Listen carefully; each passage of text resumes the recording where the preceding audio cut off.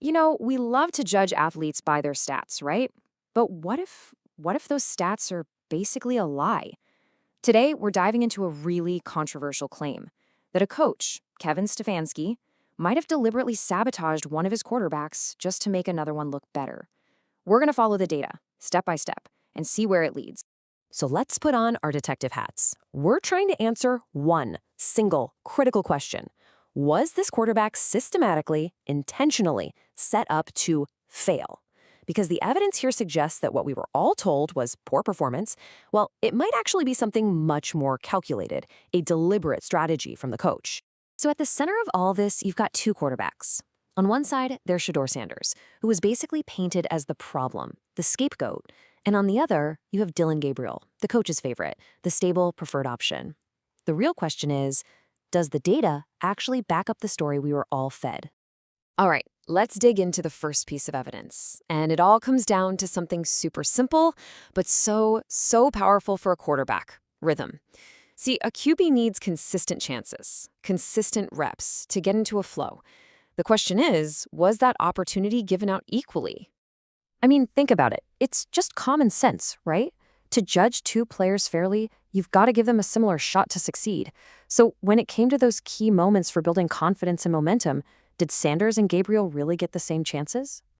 And right away, the data just jumps off the page. It shows this staggering difference. On early downs, when the defense has to guess between run or pass, Gabriel was trusted to throw 55% of the time. Sanders, only 42%. Same story in neutral game situations. But look, it's that last row, pass rate after success, that really tells the story here. I mean, this chart just lays it all out there. It's undeniable. After a successful play, right when a quarterback is feeling it, Gabriel was allowed to keep his foot on the gas and keep throwing. But look at Sanders' bar. It's tiny compared to Gabriel's. He'd make a great play, and then boom, the very next call snatches the ball right out of his hands. That's not just playing it safe, that's actively killing a guy's rhythm.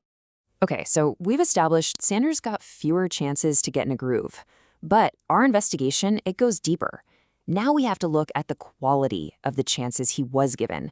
Because as any fan knows, not all plays are created equal, not by a long shot. It's one thing to get a chance, but it's a whole other thing to be put in a position where you can actually succeed. So when Sanders and Gabriel were told to throw the ball, was it even a fair fight? Was the degree of difficulty the same? And you guessed it, the data is just brutal. Gabriel got to throw on first down more than half the time. That is the easiest time to pass, when the defense is back on its heels. That Sanders, man, he was thrown to the wolves. A mind-boggling 71% of his throws came on third and long. That is the single hardest situation for any quarterback. Just look at that gap. It's huge. On third and long, the defense knows you're passing. They send their craziest blitzes, they just pin their ears back and come after you. Sanders was forced to live in that world almost 3/4 of the time, while Gabriel was largely protected from it. This isn't just a difference in play calling. This is setting one player up to fail while you help the other succeed. And to add insult to injury, the source material points out that even after being put in these impossible situations, Sanders would often get benched in the most critical, high-leverage moments of the game. It's a pattern that just screams a deep and maybe even deliberate lack of trust from the coaches. This brings us to our third and, honestly, most damning piece of evidence. We're moving beyond just play calls now. This is about active schematic decisions, the X's and O's, designed to protect one guy and completely expose the other. This is the smoking gun. Just remember this one number, 2, or 2x. Dillon Gabriel got twice the amount of designed schematic help from the coaches as Shedeur Sanders did. I mean, just let that sink in for a second. Twice.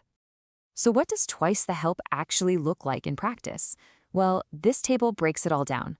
For over a third of his throws, the coaches were scheming up extra help for Gabriel, keeping in an extra blocker, using a tight end to chip the pass rusher. They built a fortress around him. And for Sanders, that help was literally cut in half. He was consistently left out on an island to fend for himself. So now we have our evidence all laid out. Sanders was denied rhythm, he was thrown into the fire on the most difficult downs, and he was given half the protection.